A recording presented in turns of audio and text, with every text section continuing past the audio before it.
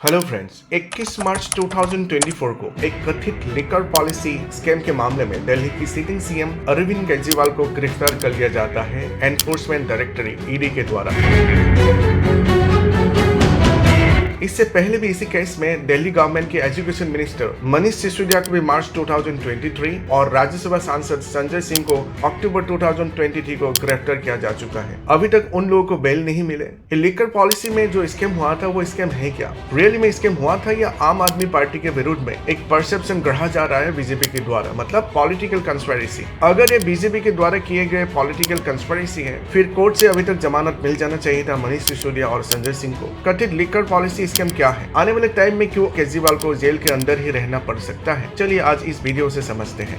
Bharatiya Janata party से VD से क्यों केस कराती, उनके खिलाफ से prevention of money laundering act में क्यों केस होता। मनी लॉन्ड्रिंग एक्ट में बेल मिलना लगभग असंभव। वीडियो में पहली बार आए हो तो वीडियो को लाइक, शेयर और सब्सक्राइब कीजिए। वीडियो में आगे बढ़ने से पहले समझते हैं ओल्ड लिकर पॉलिसी और न्यू लिकर पॉलिसी के बारे में। ओल्ड लिकर पॉलिसी बहुत सिंपल है, जिसमें खुद गवर्नमेंट अपने लाइसेंसी रिटेलर के जरिए अल्कोहल बेचते थे। दिल्ली में टोटल 864 रिटेल शॉप है, जिसमें 475 गवर्नमेंट रन करते थे और बाकी 389 प्राइवेट वेंडर्स मैनेज करते थे। इसमें गवर्नमेंट खुद गवर्न डायरेक्शन और प्राइस कंट्रोल करते हैं, लेकिन उसमें कुछ खामियां थे। यहाँ हर बोतल बेचने पर रिटेलर से 25% वैट टैक्स कलेक्ट करते हैं दिल्ली गवर्नमेंट। रिटेलर को बस कमीशन मिलते हैं, इसीलिए रिटेलर 100 बोतल बेचते हैं तो दिखाते हैं 25 बोतल, जिसकी वजह से सरकार को टैक्स कम मिलते थे। मतलब बोतल ब्लैक में बेचा जाता था। मार्केट को लिकर माफिया कंट्रोल करने लगा था। ऊपर से लाइसेंस के नाम पर गवर्नमेंट को बस 6 से 8 लाख रुपए मिला करता था। उसके अलावा कस्टमर सर्विस अच्छा नहीं था। गली के अंदर वाइन शॉप ढूंढना पड़ता था, ना खड़े होने की जगह, ना बोतल चूज करने के समय। ऊपर से एरिया के हिसाब से वाइन शॉप की डिस्ट्रीब्यूशन भी इक्वल नहीं थे। किसी लोकेशन में 10 शॉप थे तो किसी में 4 शॉप। ये सब कुछ कंट्रोल करना पड़ रहा था गवर्नमेंट को। अब क्या दारू बेचने का काम गवर्नमेंट करेंगे? इसी खामियां को दूर करने के लिए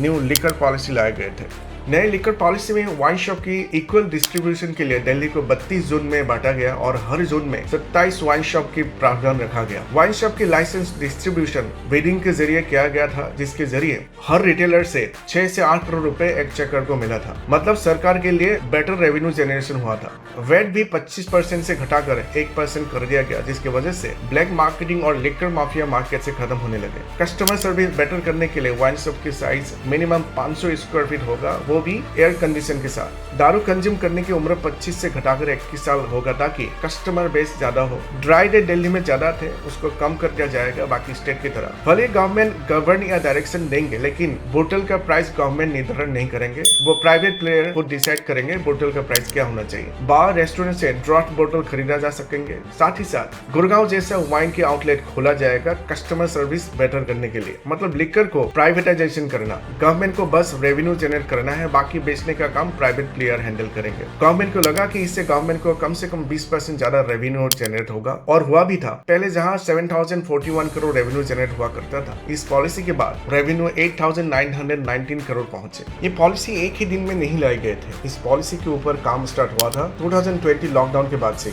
एक्सपर्ट कमेटी बनाए गए थे, कैबिनेट से दो बार अप्रूवल लिया गया था। उसके बाद 17 नवंबर 2023 से इसे लागू कर दिया गया। अब क्वेश्चन ये है, पॉलिसी इतनी अच्छी थी तो फिर 6 महीने में वापस क्यों ली गई? इसका भी कुछ रीजंस है। नंबर 1, एग्जीक्यूशन सही तरीके से हो नहीं पाया। नए शराब नीति लागू होने के पहले ही दिन बस कुछ रिटेलर ही अपनी दुकान खोल पाए, बाकी धीरे धीरे ये नंबर 644 तक पहुंच गए थे। मतलब 25% दुकान खोल ही नहीं पाए थे। ऊपर से गवर्नमेंट ने कहा कि एमआरपी में प्राइस डीप करके बेच सकते हो, मतलब 25% तक भी डिस्काउंट दे सकते हो। दिल्ली या एनसीआर लोगों को पता होगा कि दिल्ली में जून जुलाई 2022 में एक बोतल के साथ एक बोतल फ्री चल रहा था। 90% रिटेलर ये ऑफर चलाने लगे, तो सभी रिटेलर के लिए ये लॉस मुमकिन नहीं था। इसीलिए धीरे धीरे रिटेलर लाइसेंस वापस करने लगे। वाइन शॉप की लोकेशन के लिए कोई गाइडलाइन नहीं था। स्कूल के सामने, मंदिर मस्जिद के सामने ठेका खोलने लगे, तो दिल्ली के लोग इसको एक्सेप्ट नहीं कर पा रहे थे और एलजी ने भी इस मामले में जवाब तलब किया था। जुलाई 2022 में दिल्ली लिकर ट्रेड एसोसिएशन ने दिल्ली हाई कोर्ट में एफआईआर की और कहा लाइसेंस के नाम पर दिल्ली गवर्नमेंट रिटेलर से हैवी अमाउंट चार्ज कर रहे हैं, जिसको वेट या एक्साइज ड्यूटी के द्वारा ही लेना चाहिए था। मतलब वेट और एक्साइज ड्यूटी मिलाकर जो अमाउंट है वो पहले ही गवर्नमेंट लाइसेंस फ्री के नाम पर ले चुके हैं। ये प्रोसेस अनकॉन्स्टिट्यूशनल है।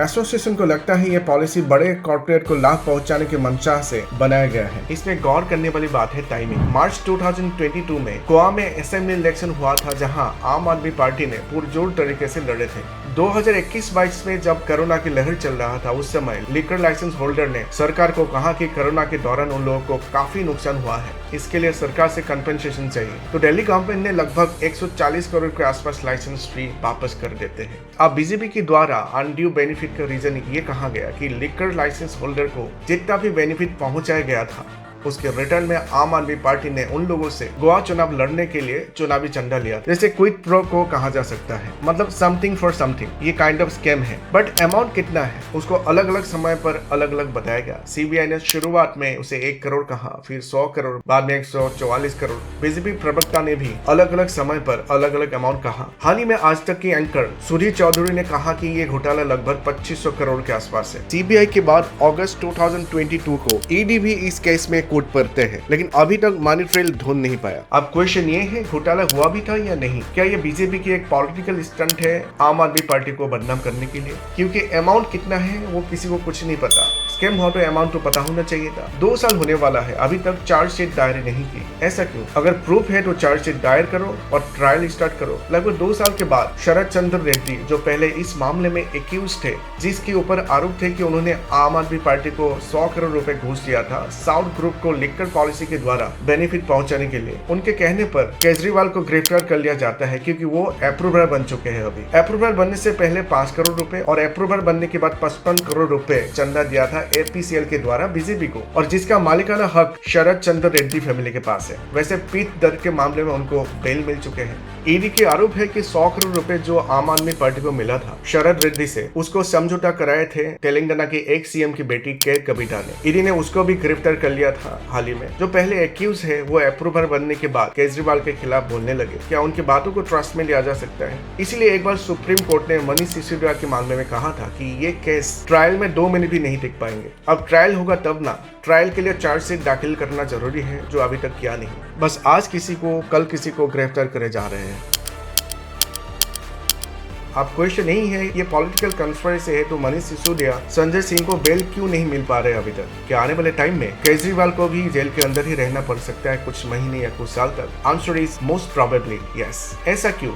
ऐसा इसीलिए है, केजरीवाल को गिरफ्तार किया गया है पीएमएलए एक्ट के तहत, prevention of money laundering act. 2019 में इस कानून में सुधार करके ईडी को इतना राइट दे दिया गया कि पहली बार आप इसके बारे में सुनोगे तो आपको लगेगा कि ये कानून तो गलत है। नंबर 1, पीएमएलए एक्ट के तहत सारे अपराध लगभग गैर जमानती है, मतलब कभी जमानत मिल भी जाए तो आरोपी को प्रूव करना पड़ेगा कि किसी स्कैम या जिसकी वजह से ईडी ने उनको गिरफ्तार किया उसमें उनका डायरेक्ट कोई लेना देना है नहीं। उसके अलावा भी ये भी देखा जाता है कि आरोपी का औहदा क्या है। जमानत के बाद केस के ऊपर तो कहीं इम्पैक्ट नहीं डालेंगे। नंबर 2, इस कानून में अग्रिम जमानत के प्रावधान है ही नहीं। नंबर 3, आरोपी को गिरफ्तार के लिए वारंट की जरूरत नहीं है। ईडी कहीं से भी किसी को भी गिरफ्तार कर सकते हैं। नंबर 4, जिनको गिरफ्तार किया गया है उनको ही कोर्ट में बेगुनाही साबित करना पड़ेगा, मतलब सबूत के भार, बर्डन ऑफ प्रूफ आरोपी के ऊपर है, ईडी के ऊपर नहीं है। नंबर 5, ईडी आरोपी की एसेट्स नीलामी और कुर्की कर सकते हैं। पहले ज्यादातर सीबीआई के द्वारा इन्वेस्टिगेशन हुआ करता था, लेकिन सीबीआई इन्वेस्टिगेशन में कुछ लिमिटेशन थे। किसी स्टेट में कोई भी सीएम या एमएलए को गिरफ्तार करना है तो पहले असेंबली से सीबीआई को परमिशन लेना पड़ता था, मतलब स्टेट गवर्नमेंट के इंटरफेरेंस थी।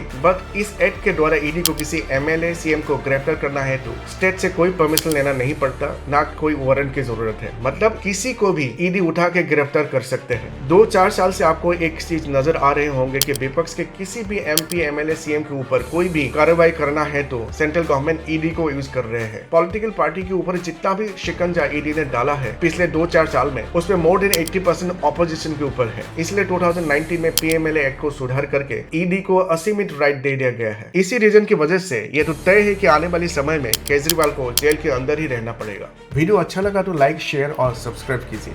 धन्यवाद। जय हिंद।